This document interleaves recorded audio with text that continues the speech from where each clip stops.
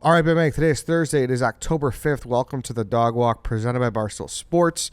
In studio guest today, I am joined by, what do we call you now, Paul? Chicago political guy? Paul Vallas? Schools guy? I don't even know the tagline now. Well, people have different names for me. Some I like, some I don't like so much. But you're back, Paul. Your third appearance now.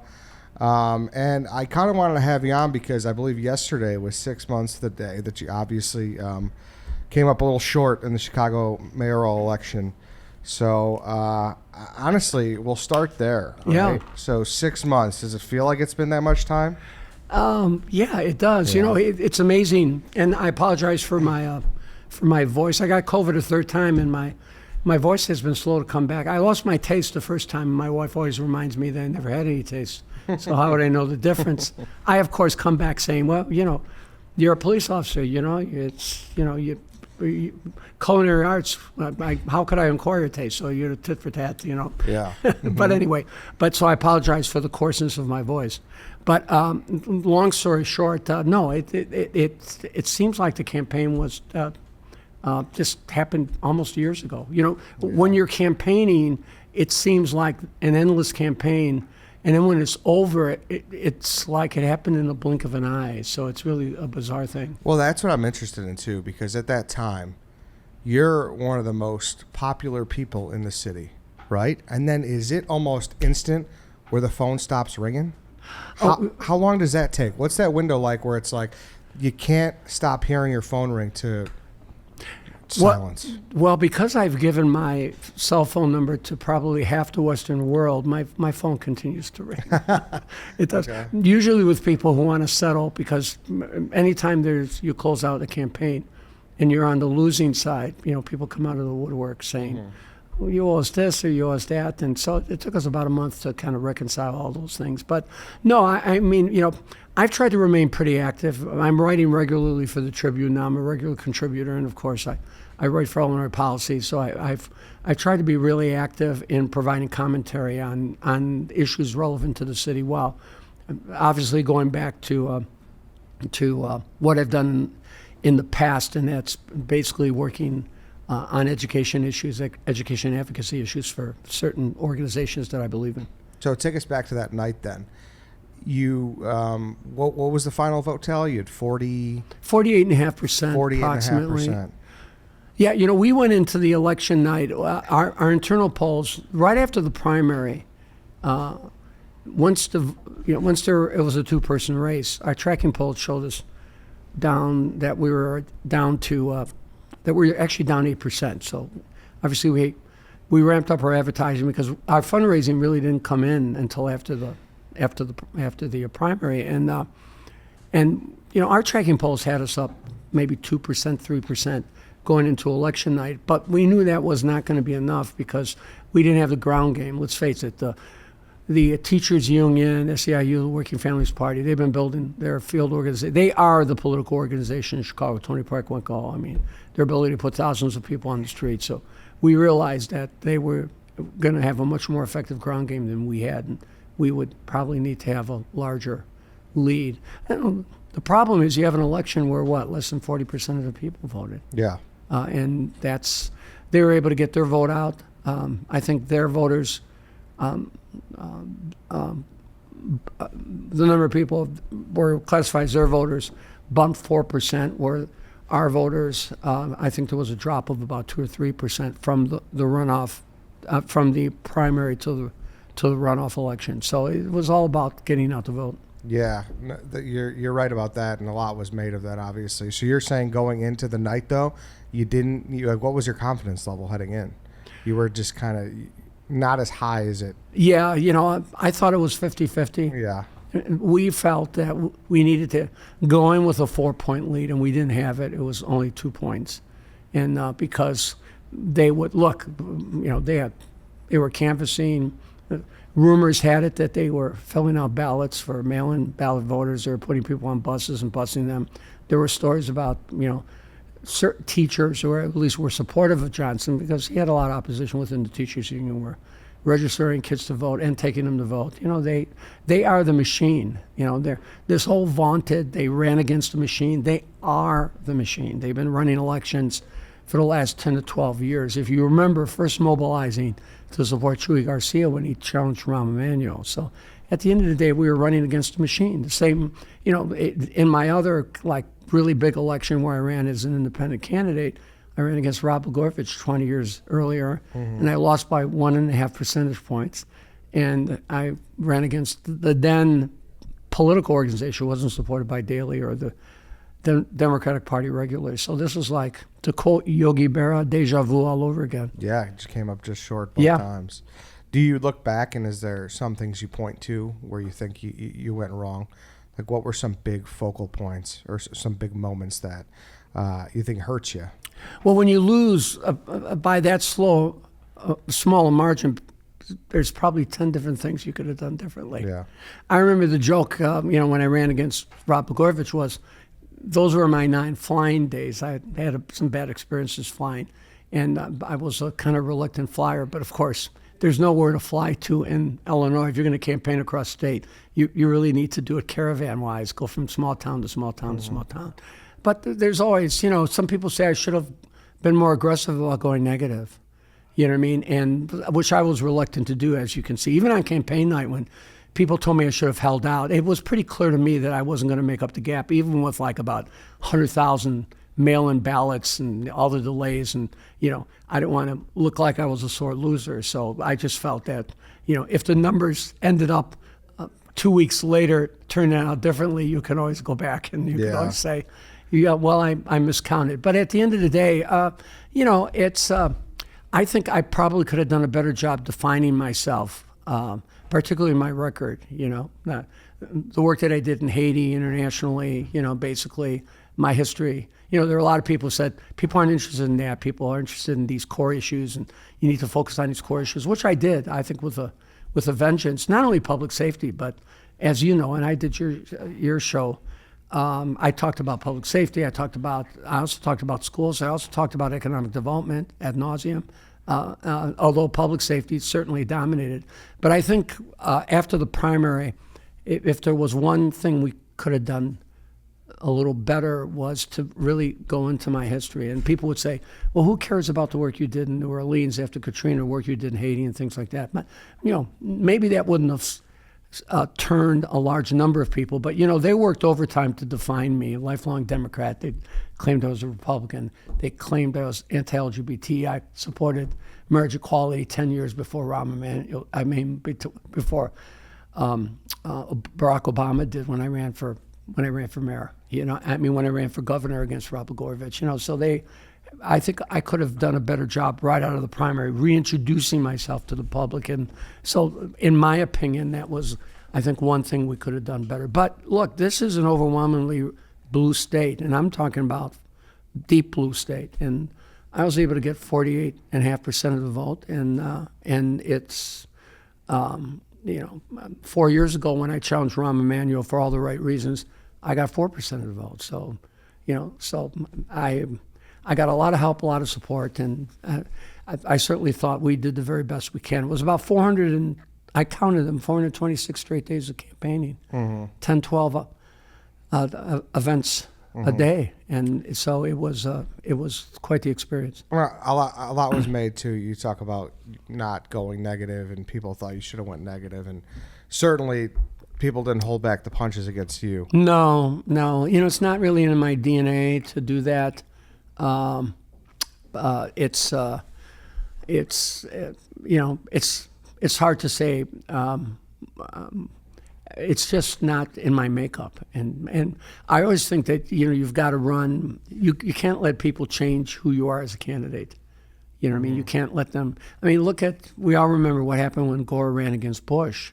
They changed his image. They changed the way he spoke, the way he dressed, and things like that. And Bush won because kind of people knew who he was. Good old boy, friendly guy. Have a beer with him and things like that. Of course, he doesn't drink. But then Gore, it's Gore the nerd, Gore the wonk. He should have run as who he was. So I think if you go in and you really try to remake the candidate, I think sometimes his image, the way he talks, the way he dresses, everything that he does, I think that people want to know who they're voting for. They want to know who that person is, and I think it can do more damage over the long run.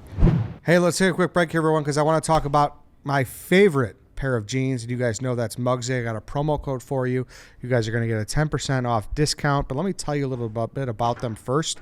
MUGSY makes the most comfortable jeans, chinos, joggers, and shorts ever. They're made from this buttery soft, patented stretch material that looks stylish but are insanely comfortable. They're never too baggy, never too tight, and they're frankly the best thing to happen to legs since chairs. High claim, but I agree with them. MUGSY is fantastic.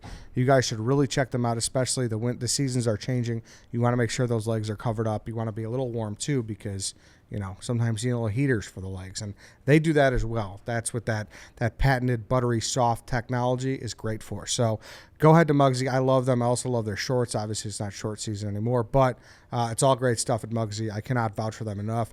They got 2 Chicago locations, or you could head to MUGSY.com and get 10% off now using code Chicago. That's 10% off some of the most premium jeans, chinos, swimwear, and shorts on the internet. MUGSY also offers free shipping and returns, so there's absolutely no risk giving them a try.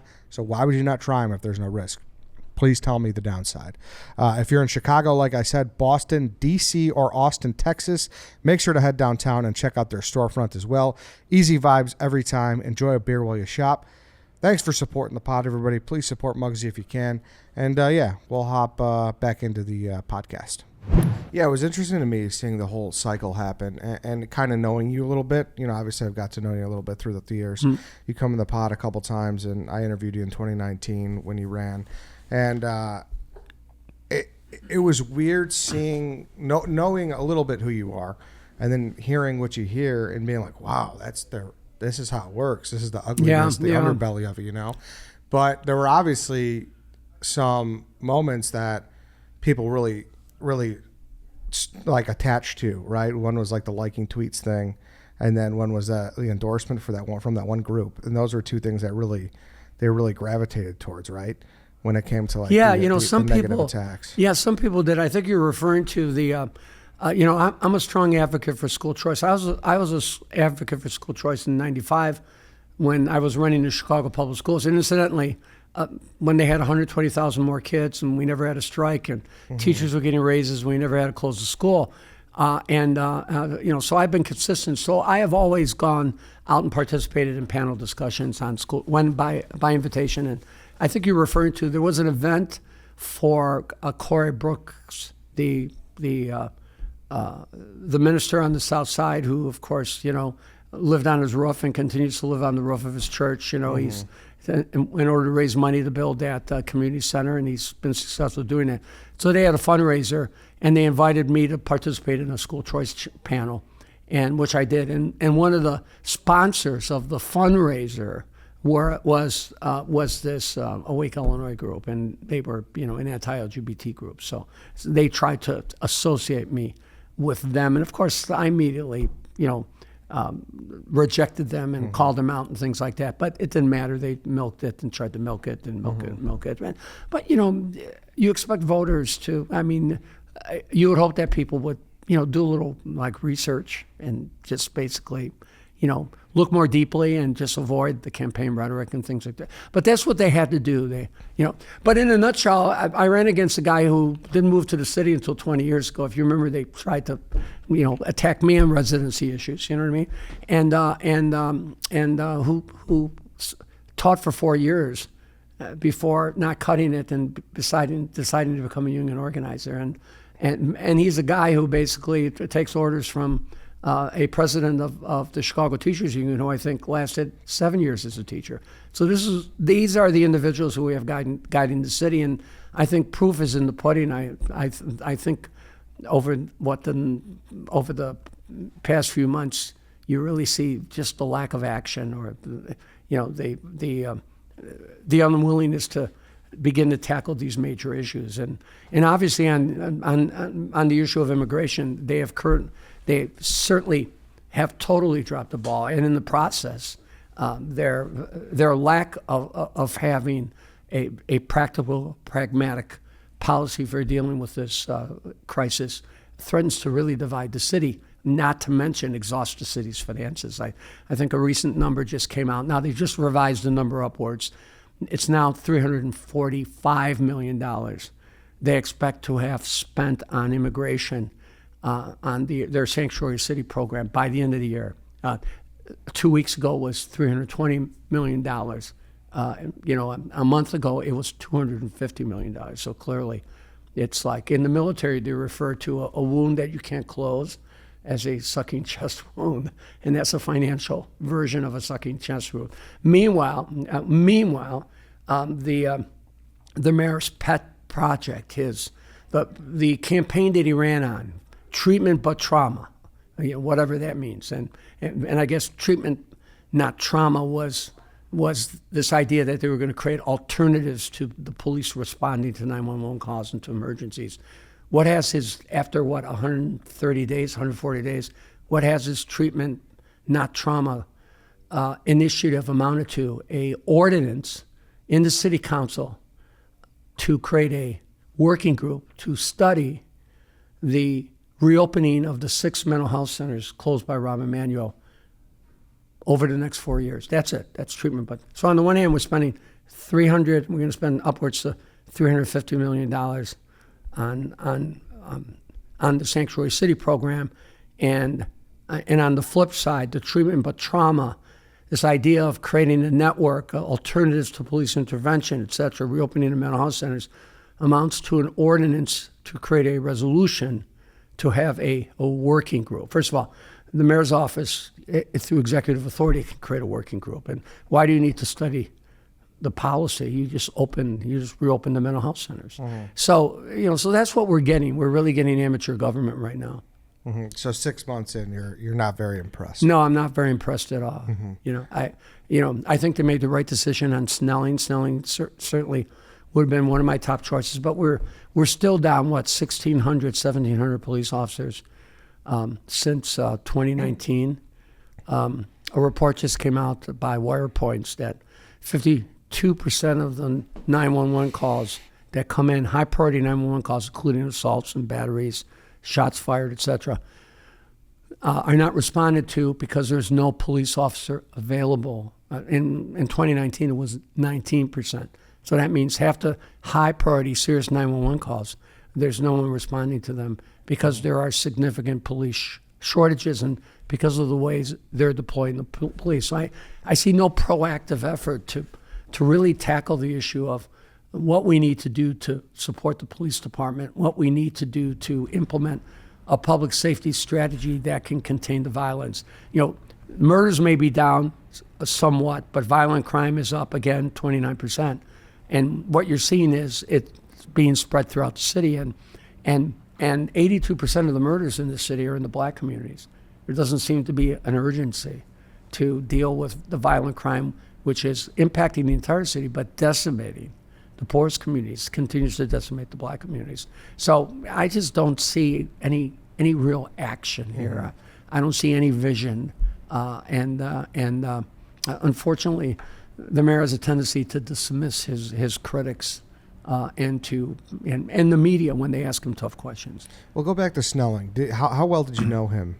I knew him by reputation. Okay, so what was it about him that you would have seen him to be fit for this role here? Well, he had a good reputation. First of all, among the rank and file, he had held a number of executive positions, administrative positions, and he had also spent considerable amount of time as director at the police academy. And clearly, the implementation of the consent decree is an important part of the police superintendent's responsibility, and so much of the implementation is really training and the retraining of your police officers. Mm-hmm. So I just felt his long experience, the time he spent at the police academy training officers, guiding training, directing training, I thought those were positive things. I also felt that it was important to really promote someone who had emerged through the ranks, somebody from within the police department, somebody who knew the police department, knew the city, the culture, etc. So he would have always been one of my one or two top picks. And I think I actually mentioned that in one of the debates when I think Mary Ann Ahern asked us, mm-hmm. Who we had considered or who we might consider to be superintendent, both both Johnson and I talked about the importance of promoting someone from within. And then you said 52% of 911 calls are going unresponded to. Yeah, unresponded to. While there's not a car available, that doesn't mean that no one ever shows up, but it's an hour later, 2 hours later, etc. So how many of those calls actually translate into a crime being reported? And it's more related to understaffing versus crime being up. I think it's a combination of both, but I believe it's largely due to understaffing. But how do you get into even staffing this department properly right now, when as a nation it seems like being a police officer right now is not the most popular thing to do? Oh, don't you know it? Coming from a family of police officers, my son's being a police officer. One, we joke in the house, saw the light and decided to become a firefighter. Well, He's a Chicago firefighter. Well, yeah, you see all these classes Oh my God, of yeah. CFD, and there's always a good handful of people who switched over from CPD. My son in San Antonio a couple weeks ago had two fellow officers who were in the tactical officers who he knew personally get shot, one through the eye and one in the shoulder. So it's like they were. He was involved in he was a part of an officer assist call a number of months ago, where this guy, this unstable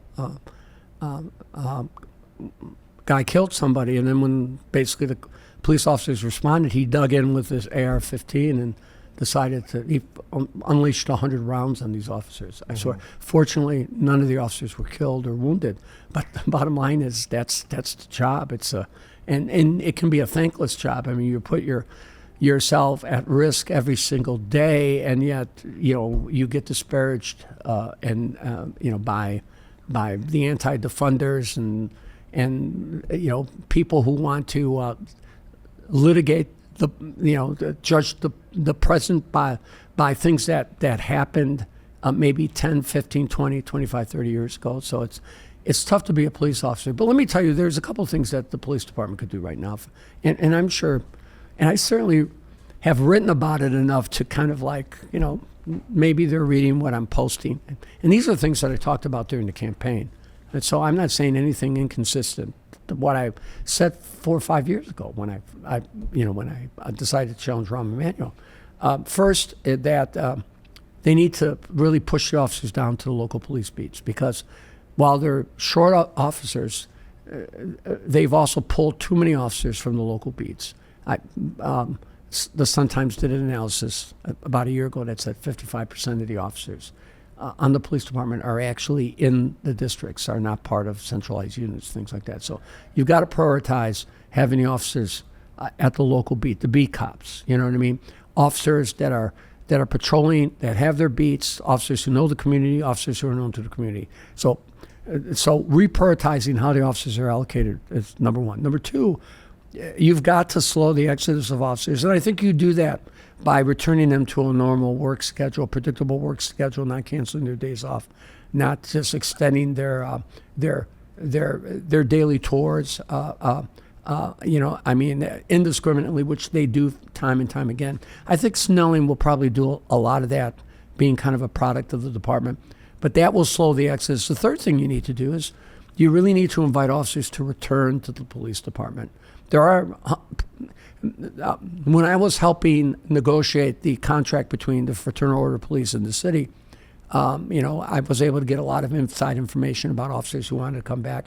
And there's at least a couple hundred officers who would probably return if they were invited to with no loss of seniority, particularly if they return to a department under new leadership, which is what you have, and a department that return the police to a humane working schedule, so that would also help too. But then there's a couple other things that I think the superintendent could do. The superintendent could take the page out of other cities like New York and Dallas and Cincinnati and others, even London, and he could invite retired officers to return to part-time duty, particularly those with investigatory experiences, to work in the Detectives Bureau, to work on cases, to protect witnesses.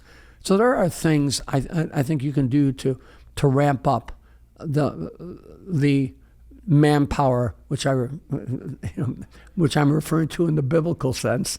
You know what I mean? Yeah. In other words, increase the ranks of veteran officers, because that's absolutely critical. There's also hundreds of former police officers who have left the police department and work for other departments, like the fire department. In L.A., firefighters and other city workers or county workers who were former police officers actually work as part-time police officers in the Los Angeles Police Department. So being able to tap into that pool. There are firefighters who actually work in the suburbs as part-time police officers. There are hundreds of former Chicago police officers who are firefighters. I kind of wonder how stupid or good of an idea it would be to have maybe some of these guys come back and be seasonal, because where a lot of our problems occur is the summer. Exactly. And people who move, they don't really move because the summer. They love the summers in Chicago. They hate the winter. So maybe it's like, hey, come back for the summers. You have a job. You could leave your retirement or wherever you are, and you could come back and work in the summer. Obviously, it probably will be a little hectic and it'll be busy, but you'll still have a job. You'll be getting paid, and you'll be living in the city in its best season. Well, So, you could literally, you're right. Crime peaks when? It's on the weekends. Yeah. It's over the summer months. We all know it's during the holidays. I mean, look, they're always talking about, well, crime is out of control. We're going to have these major events. We need to call up the National Guard, which is always a big mistake. You never want to send National Guards, men and women, Why, into though? urban areas. Why though? Curious why, and that's genuine curiosity. They're just really not trained for that. Yeah. You know what I mean? They're really not. Having been in the National Guard for 13 years, for just the lack of training, the optics, there for so many reasons, it's just not a good idea, particularly when there's an alternative. If you did like they did in Los Angeles, where they have this police reserve, where they have county sheriffs and they have retired Los Angeles police officers, they have firefighters who used to be police officers. They all joined the Los Angeles Police Reserve. I think they have like 600, 700 officers that they can tap into. So that's almost like their National Guard. So if there's an emergency, if there's a crisis, you can basically activate hundreds of officers who can go in, who know the protocols, who are experienced. And of course, you could screen those who you bring in. And my son, for example, is a combat vet, decorated combat vet, Marine Corps medic with the 5th Marines in Afghanistan. And he was a police officer before deciding to become a firefighter. And I'm not saying that he would want to do this, and I'm not trying to get my son part-time work. I think he's done being a police officer. But just from the fire department's schedule, with that flexible schedule, 2 days on, 4 days off, et cetera, I mean, that's tailor-made. That's why so many firefighters work second jobs. That's why you have firefighters who work as part-time police officers in the suburbs. Yeah. So you could, if you could get the two unions together, whatever, just overcome whatever obstacles there are to doing that, you could literally have a reserve of hundreds of veteran police officers who could be activated during these peak times. Yeah, there could be something to that. But you say the National Guard. I get what you mean, but it does feel like a presence is better than no presence, right? There's no doubt. They're just not. They're not the relief that you think they are. Yeah, no, I get that, but I think like the big difference I see, at least in, I spent a lot of time in New York. Our headquarters is there, and it's changed a little bit now. But years ago, I feel like you'd see an officer on like every corner, just standing. Yeah, post, no doubt. We don't really have that luxury here. The two cities are just very, much different. We have more side streets and there's more quiet, and it would be near impossible. But the presence does matter just to. Well, look, in 1993, when I became city budget director, the year before there had been 947 murders. And let me point out, even then, I didn't get a sense that the crime problem is what it is. Clearly, when it came to murders, it certainly was. But I don't recall ever meeting anyone who had been assaulted or carjacked. And I'm not exaggerating when I say I know at least 12 people who had someone carjacked in their family, and countless others who know someone who's been assaulted or attacked. I mean, the bottom line, it's definitely the crime has spread. But the murder rate was 947. And what we decided to do was to fill the police vacancies, because all mayors have balanced their budgets by not filling police vacancies. They all say, "Oh, we're spending so much money on policing," but are they really, when you're not filling 1,100 vacancies? Just the attrition just saves you hundreds of millions of dollars. Anyway, long story short, we basically increased the police ranks to 13,400. And we pushed the police down to the local beats. So the priority was, close to 70% of the police were actually deployed at the local beats, so that there was a beat card, so that there was a response. So you were responding to about 90% of the 911 calls in real time, and the murder rate over the next 7-8 years saw New York style declines, where the murder rate declined like 60-70%, bottoming out at I think about 420 murders. Now, what was the attitude or the morale like towards the officers that had to get pushed back down?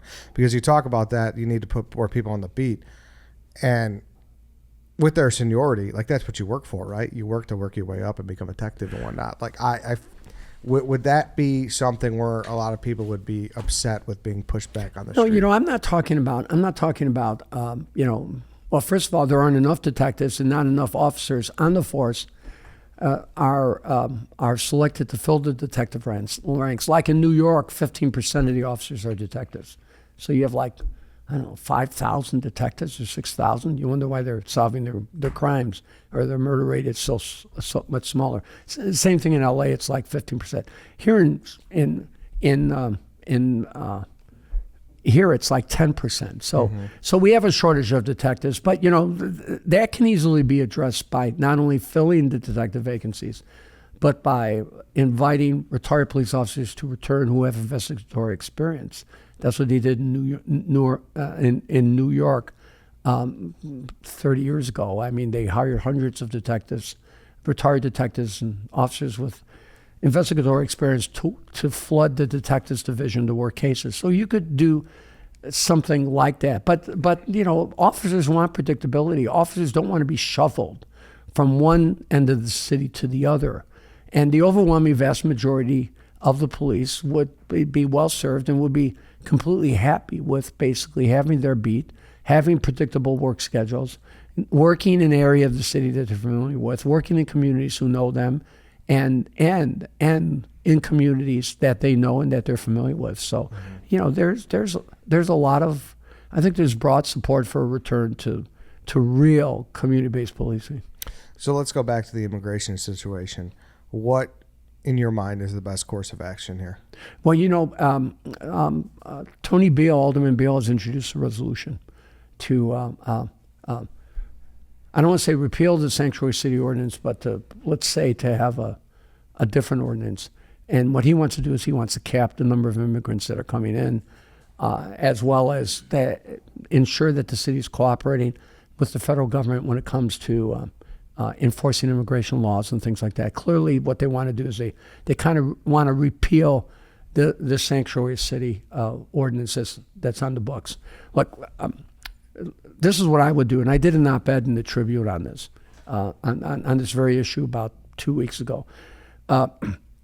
First of all, there's no substitute for the federal government securing the borders. But also, there's no substitute for the federal government regulating interstate commerce. And this whole idea that basically governors can just put people on buses and send them to select cities. I mean, the federal government has a role. I mean, that's like human trafficking. And a lot of people will say, well, they're not protecting the borders, and, let Abbott do what they want, or DeSantis do. I'm sorry. If I'm mayor of the city of Chicago and people arrive, on paid buses from Florida and Texas, those people need to be given a good meal and maybe a stipend, and those buses need to be sent right back. I mean, the bottom line is we simply can't. I mean, are they sending the buses to Idaho? Are they sending them to Wyoming? So clearly this has really become a political thing. And I understand what they're trying to do. They're trying to put pressure on the Biden administration to secure the borders. But at the end of the day, the federal government not only has to secure the borders, but the federal government has to regulate interstate commerce. And the city has to send a signal that this is not, we're simply not going to tolerate that being done. So that's something that we have to do. But I believe that the sanctuary city ordinance should really be put to referendum. And my attitude is that we should fully cooperate with the federal government when it comes to enforcing immigration laws. And we have to be really rigorous about doing background checks and determining those who are coming here who have criminal records, et cetera, while at the same time really having a zero tolerance policy for individuals who do come and will break the law. So we've just got to be really aggressive. We've got to be less welcoming for people who would come here for the wrong reasons or people who would violate our laws and our ordinances. And we've got to be willing to fully cooperate with the federal government. The second thing we need to do is we really need to expedite individuals getting temporary work visas and work permits. Because, if you talk to the Restaurant Association, if you talk to the hospitality, they will tell you they have thousands of vacancies right now that they can't fill. And immigrants, there are people here who want to work. You give them temporary work visas. Isn't it ironic that on the one hand we thump our chests and we say, well, federal government, we're not going to cooperate with you. We're not going to cooperate with ICE. We're not going to cooperate with the enforcement of immigration laws. We're basically going to ignore you because we're a sanctuary city. But then on the other hand, we say, oh my God, we can't give them work visas. The federal government hasn't approved them yet. It's the federal government's job to give them work visas. We don't want to circumvent the federal government. I mean, what hypocrisy. So I think you've got to slow the arrival of immigrants here. You've got to set a target. You can't go beyond that target. You've got to be really aggressive about processing people. And then you've got to give people temporary work visas so you can get them off the public dole so that you can get them at least temporarily integrated into the economy. Because a lot of these people would work if they were given temporary work visas or the ability to open fruit stands and things like that, or just, there was a case where somebody opened up a little barber shop and was cutting hair and the city came in and fined them or something like that. They said he didn't have a license to cut hair. So my point is, those, I believe, are things that you should do. And then at the same time, the city really has to, this idea that we can't identify enough sites across the city, or we can't, there's mental health centers that the state has closed around this state that have dormitories that have basically housing that could be open. There's a lot of public buildings that have been closed that could be open to house the incoming immigrants. You could also inventory and identify. There are so many vacant residential properties in this city that are in tax court or in some phase of in scavenger sales or et cetera that are vacant. HUD came out with this report where they said that of all the residential units in the city of Chicago, about 10% are not occupied for one reason or another. There are CHA housing CHA units that are currently unoccupied. So, has there really been an effective inventory of available space or transition housing that you can basically put people into without building tent cities or without sending them to Greek town or just doing all the crazy things that they seem to be doing. But there's no substitute for the Illinois caucus, and Pritzker has now begun to do this, to really put pressure on the Biden administration, not only to secure the borders, but to regulate interstate commerce. There's no substitute for sending signals to these governors that transporting immigrants to our city is not going to be a welcoming thing. And there's no substitute for us to send the message that immigration, that we are going to enforce immigration laws, and we're going to do it aggressively, particularly those laws which pertain to individuals who might have a criminal record.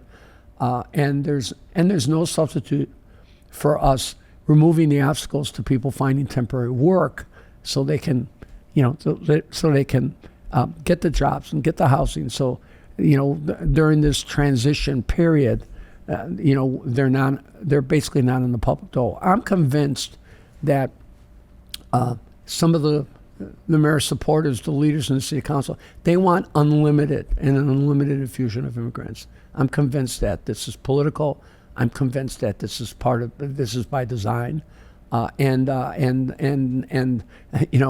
what's interesting is that the same those who are strongest advocates in the city council for unlimited expenditures to finance the Sanctuary City program are some of the most outspoken critics of police funding, and have been the same individuals that are talking about reprogramming money we spend on public safety by not filling police vacancies. So at the end of the day, I think we're doing a disservice to the immigrants when we don't set standards, when we don't set expectations, when we don't enforce our immigration laws, when we allow people to bypass those immigration laws, when you consider all the immigrants who have come here legally or properly or have gone through the process and without basically immediately being put on the public dole. And I also think we do these immigrants a disservice when we don't remove the obstacles to them actually occupying jobs that are open, employees who need to fill their vacancies in order to help their businesses. Yeah, it's a tough situation. And as of Tuesday, I believe that Pritzker did talk to the Biden administration. Yeah. You saw that? Yeah. Yeah. I don't know if he said that or if he said he has to, but no, he has begun. He has begun. He has begun to do it. And notice he got trashed. He got trashed by the mayor, city council leader. He basically raised the question about the wisdom of opening tent cities. I mean, what is this, like, Hoovervilles? Remember during the Depression, we're gonna have this is Johnsonville. We'll call them Johnsonvilles. But and he was attacked. He was attacked basically by the city, saying he should be opening these centers, these immigration centers, no, not the city. Meanwhile, of course, he came back and he pointed out that the state has spent, is it $328 million on immigrants in this? And now visualize this. Pritzker says they spent $328 million in the city on immigration, on immigrants. And the city has pointed out that by the end of the year, they will have spent $345 million on immigrants. Now, is that combined? Is that like, you mean by the end of the year, we will have spent close to $700 million? Does anybody know how that money is being spent? Is there an audit trail? Who's getting the money? Who's getting the funding? We all see that the city council or that the mayor's office just unilaterally awarded a contract to the same company that's busing people from Florida here. The same company that's busing people from Florida here are going to be the company that's going to open and manage and run the tent cities. I mean, you can't make this stuff up. I mean, it's like a bad cartoon, So it's there's simply no accountability. And hundreds of millions of dollars are being spent with no accountability, no auditing, no tracking, and yet there are areas of the city that are being neglected, and we're facing more tax increases, and the mayor's so-called mansion tax to fund his affordable housing initiatives is really a tax on commercial property, the depressed commercial property. Explain that. Industry. Well, right now, the mayor in the Bring Chicago Home, or Bring Home Chicago, I've got to get it right, the Bring Chicago Home plan, which is supposed to, on paper, it's supposed to raise money to address the homelessness issue, and it really is in a nutshell, the ordinance itself is an increase in the real estate transfer tax. That's the tax you pay when you sell property, when there's a transfer of property. Now they're calling it a mansion tax because they tax property transactions in excess of a certain amount. I think in the compromise bill, there's like, it begins at $1 million, rises to $1.5 million. They have like graduated, the tax is graduated. Now, they call it a mansion tax, say this is just a tax on rich people. Well, about 90% of that tax is going to be paid by commercial property tax, property taxpayers. Because when Cranes did this analysis of property transactions, and they pointed out that in the last year, the value of property transactions on properties valued in excess of $1 million, was almost 9 times what the value of the property was for property transactions of homes, so to speak. So this is not a mansion tax. I mean, this is a tax on commercial property. The overwhelming vast majority of the additional money will come from commercial property transactions. Now, this is the same commercial property that is in a depressed state. They recently sold their first tower, loop tower, in a year, and it was valued at a 66% discount from its original price, because the property values downtown are all significantly depressed because of lack of occupancy, lack of traffic. I mean, the downtown is suffering. They're in a depressed state. Another study just came out just the other day. I think it was either in Wire Points or Cranes, where they pointed out that something like 23% of the loans involving commercial real estate in Chicago are in jeopardy. That's like 4 times the national rate. And that national rate has been rising. So the bottom line is we're talking about a depressed sector of the economy that has not rebounded by COVID. And through a combination of the impact of COVID and the COVID mitigations and crime that has really spread into the downtown area, you've seen skyrocketing crime rates in the 1st and 18th districts, which are the police districts that serve downtown. I mean, this is a depressed area of the economy, and now what we're going to do is we're going to impose another tax. We already have the second highest real estate transaction tax in the country, and next to Detroit. And you see what overtaxation has done to Detroit. So now we're going to simply raise that more. But that's part of the rhetoric. That's part of the shtick. They're going to say, well, we want to tax millionaires. Well, you're taxing commercial property owners. And when the commercial property tax base becomes depressed, because I think about 38-39% of property tax base, the revenues actually come from commercial property. So when commercial property values plummet, you know what that does? It shifts the tax burden to residential property, because both the city and the schools and the taxing bodies, whatever they levy, they get in revenue. The tax rate just rises. So if commercial property values plummet because of what we're doing to commercial property in this city, overtaxing them, not protecting the community, not protecting downtown businesses, when commercial property values plummet, the tax burden shifts to residential property values.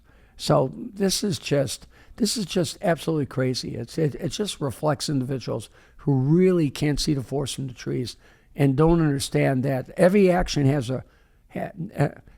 anytime you initiate an action, you've got to figure out what the collateral benefits and the collateral damage will be, and they simply don't seem to understand that. So it's all rhetoric, and I just think it's unsound policy. What's going on with the tipped waging situation right now? How much are you following that? Look, I think it's going to really hurt. I think it's going to really hurt. What's the proposal right now? How would it work? What's the thought of how this is going to happen? Well, in a nutshell, they want to raise the minimum wage for workers, and it's you have to understand that I grew up in the restaurant business. My father was an accountant, and then we joked that we said the Greek gene took over, and we have to have a restaurant, and so we did. My dad wanted to spend more time with the family, so he opened a restaurant, so we worked together 7 days a week. But I'm sure that was fun. But it's such a marginal business, and any additional financial obligations that you impose in that industry, which is such a marginal industry, it's such a hit or miss industry, can have devastating consequences. And so really what they want to do is they want to basically increase, in effect, increase the minimum wage. And the argument that the industry has made time and time again is that, look, people come in and they're like, and they work for restaurants and for tips. This is like they set up shop. They're almost like their own sole proprietor.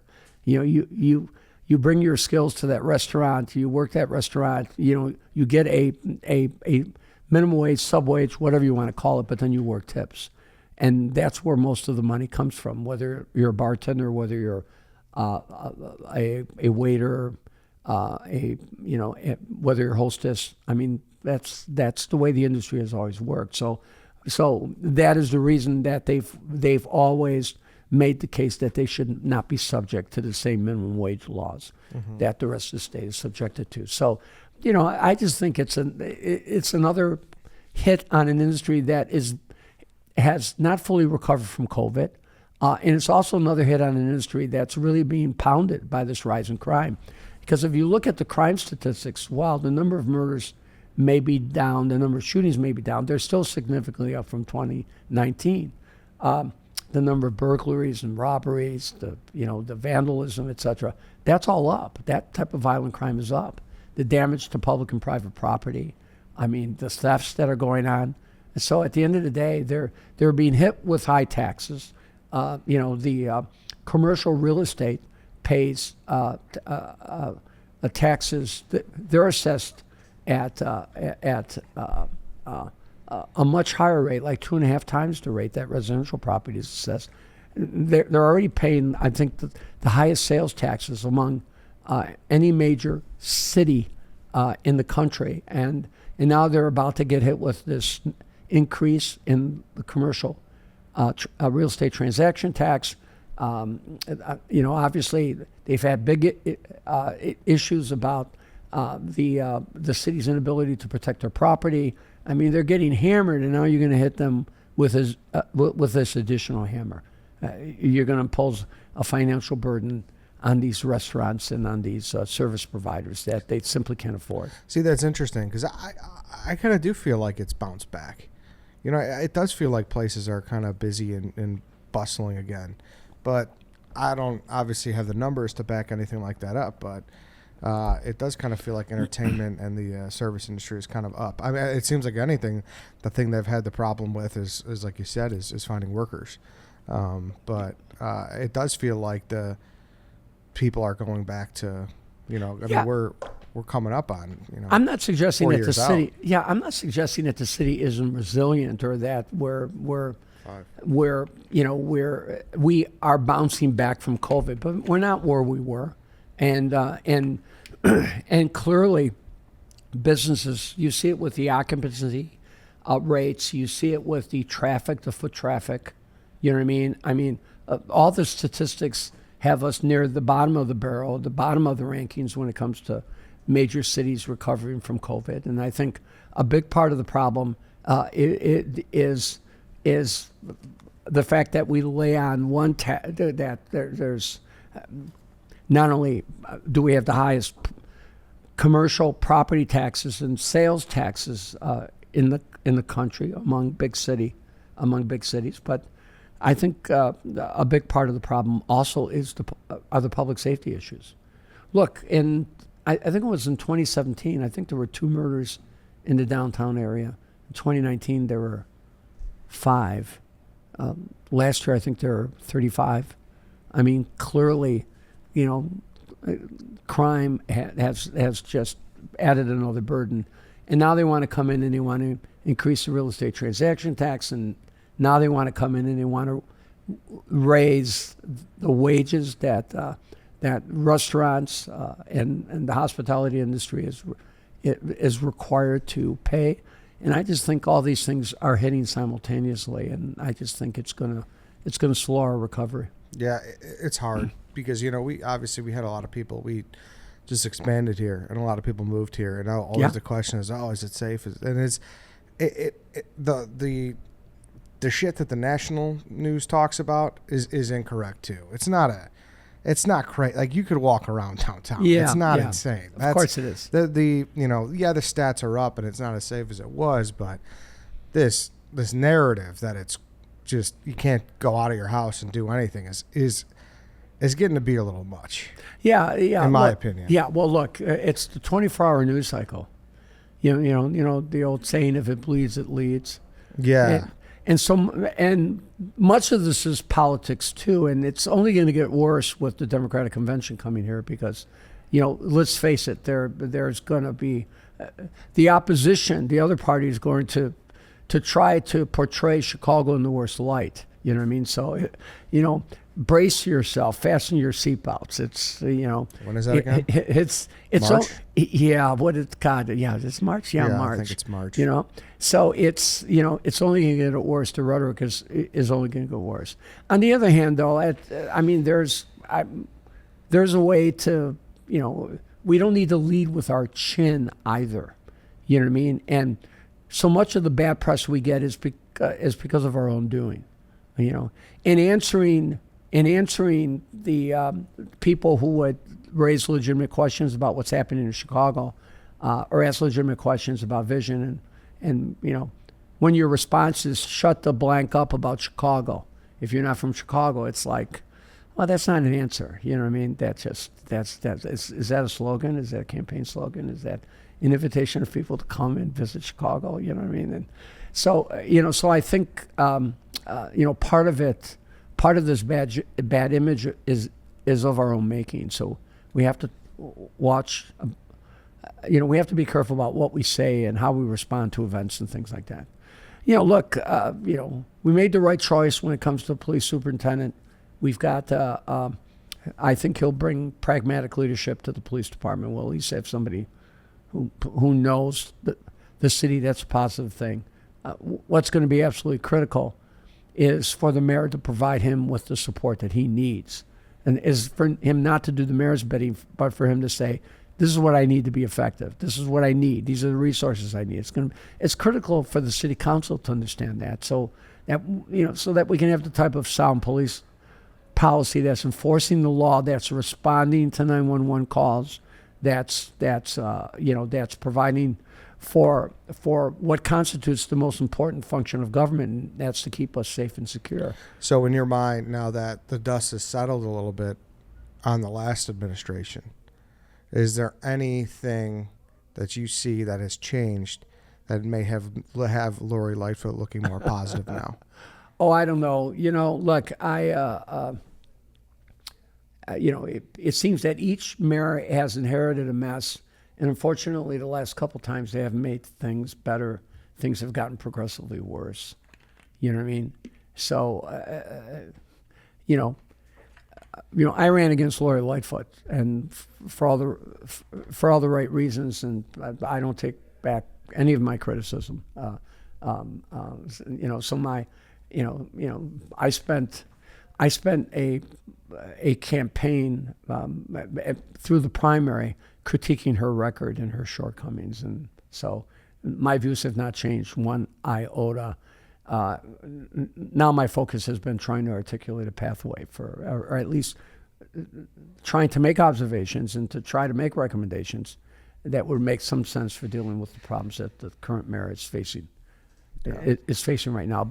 But I do want to point out that a big part of the problem in this city is our public school system, and they're gearing up now to enter into contract negotiations with the Chicago Teachers Union. Do not underestimate the degree to which Stacey Davis Gates, and to a lesser extent Tony Prenkwinkle, are really kind of directing and running the city and guiding what's going on. And at the end of the day, we're already hearing the rhetoric. You know what I mean? The Chicago public schools consume almost 60% of all of our property taxes, and about 35% of all the monies, the public money that is spent, your taxpayers, that taxpayers spend, go to fund a public education system that has been in free fall, that have lost 25% of their enrollment in the last 20 years, that the middle class has fled in record numbers, and including the last 20 years, the black middle class, that has abysmal test scores, and that are crying poor. They're now claiming they need $14 billion to renovate their buildings, and Stacey Davis Gates, is not only going to, make the case for salary increases, and I support paying teachers well, but they're already back with the rhetoric. We want more staff. We want more bilingual education teachers. We want to reduce class size. Right now, this school system has one teacher for every 16 students and one employee for every 8. Question is, how are these people being deployed? I'm saying these things because the school system is not only taking a larger and larger share of our public dollars. Look, their property taxes went up this year $300 million, another 5% increase in their property taxes. The city may hold the line on property taxes this year, we'll see, but the school district continues to tax to the max, despite the fact that they're spending $30,000 a child. But here we have a system that is taking a larger and larger piece of the pie, leaving less for the rest of us, less for public safety, less for social programs, less for housing, less for our health care.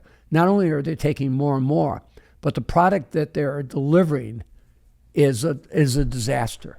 The primary reason for the spike in crime in Chicago, the overwhelming reason why we are in this crime pandemic is because of the behavior of the Chicago Teachers Union, the shutting down of the schools for 77 consecutive weeks. There are tens of thousands of young people on the street now committing crimes. They are not in school. They do not have a job. They are showing up as not only victims, but they're showing up as victimizers. Since 2019, there has been a 50% increase in murders of school-age youth, 17 years and younger. 90% who are not enrolled in school. I'm not talking about not attending, not showing up. They weren't enrolled. University of Chicago Crime Lab data. And 8% of those arrested for murder, and 9% of those arrested for shootings, and 32% of those arrested for burglaries, for robberies, and over 50% of those arrested for carjackings. School-age youth, 17 years and younger, 90% not enrolled in school. You take the spike in youth crime out, and you don't have the crime pandemic. And you have to understand that I don't see the schools doing anything to repair the damage.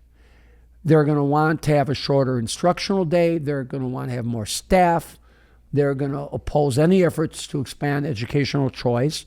Not only do they oppose the scholarship program for poor working families, for the poor who send their kids to parochial school, scholarship program which costs the state less than 1% of what they spend on public education. But the union has blocked the district from opening new public charter schools, from charter schools increasing their enrollment, even if they have a waiting list. So we've got to tackle the issue of public safety. There's no doubt about it. There's no greater priority. I mean, I think we have the right police leadership to do it. Let's see if we're going to give him the support he needs. But we've also got to tackle the schools, because they are doing damage. They are spending more money and doing more damage.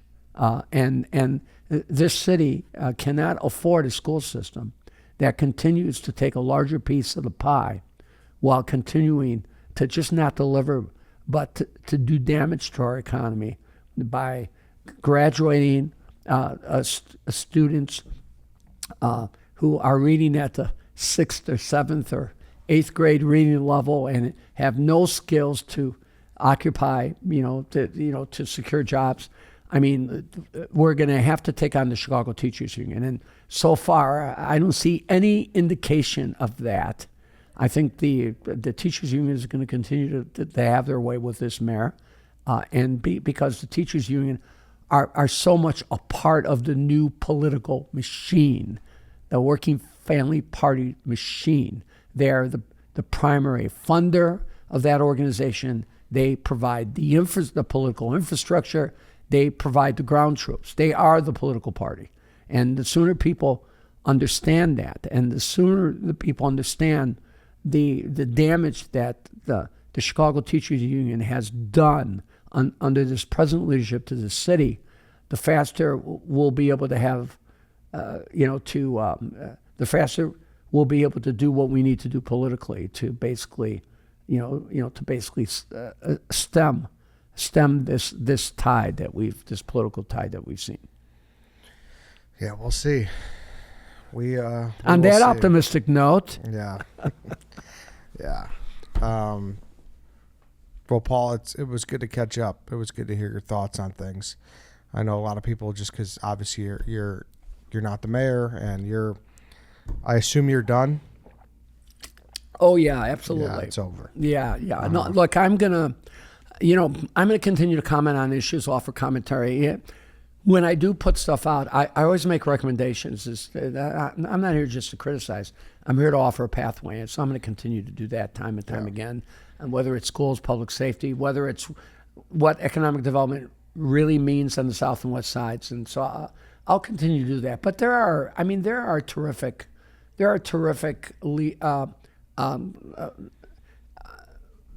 political leaders in the city council and the state legislature.